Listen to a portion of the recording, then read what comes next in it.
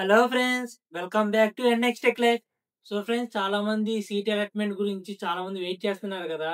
So మీ అందరికైతే ఒక bad news, మళ్ళీ seat allotment result అనేది పోస్ట్ పోన్ జరిగే అవకాశం అయితే ఉంది. సో ఎందుకని చెప్పి ఈ వీడియోలో కంప్లీట్ గా డిస్కస్ చేద్దాం. సో ఫ్రెండ్స్, ఒకసారి టైం చూడండి. మార్నింగ్ 2:30 అవుతుంది. అది కూడా డేట్ వచ్చేది 27. ఇంతవరకు మనకి ఏంటంటే సీట్ అలాట్మెంట్ రిజల్ట్ అనేది ఇంతవరకు రిలీజ్ చేయలేదు. సో దీని వెనకాల చాలా పెద్ద రీజన్ ఉంది.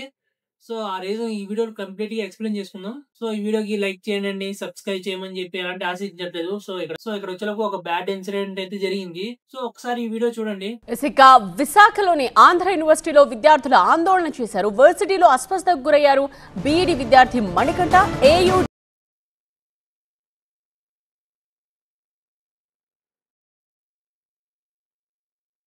సో ఫ్రెండ్స్, వీడియో అయితే చూశారు కదా. ఇక్కడ ఒక పర్సన్, అది జేఎన్టీ కాలేజ్ లో స్టూడెంటే. తన నేమ్ వచ్చేలాగా మణికంఠ. తను వాష్రూమ్ లో కాల్ జారి పడడం వల్ల సమ్ హెల్త్ ఇష్యూ అయితే వచ్చింది.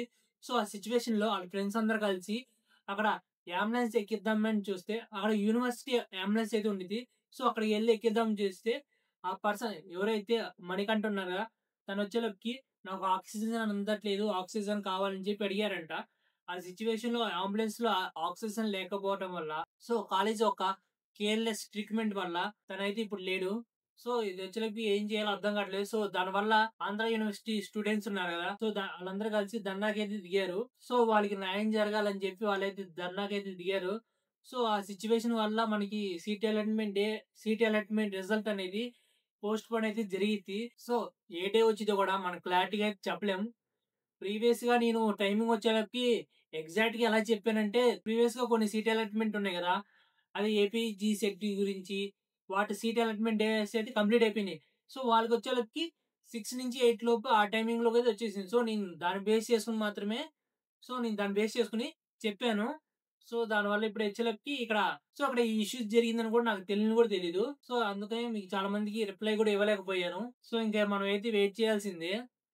ఎప్పుడొచ్చిద్దో కరెక్ట్‌గా అయితే డెసిషన్ అయితే లేదు. రేపైతే న్యూస్ పేపర్‌లో అయితే వచ్చే అవకాశం, సో ఈ రోజు న్యూస్ పేపర్‌లో అయితే వచ్చే అవకాశం అయితే ఉంది. సో అందరికి మనకే ఇలా ఎందుకు జరుగుతుందని చెప్పి చాలా మంది ఆలోచిస్తున్నారు.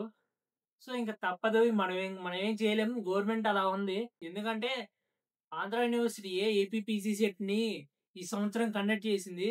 సో వాళ్ళ చేతుల మీద ఇదంతా జరుగుతుంది. సో అక్కడే కాస్త ఇష్యూ వచ్చింది కాబట్టి, సో ఏపీపీసీ సెట్‌ని పోస్ట్‌పోన్ అయితే జరుగుతుంది. సో మీరు చూస్తున్నట్టయితే ఇంతవరకైతే ఎలాంటి అప్డేట్ అయితే లేదు.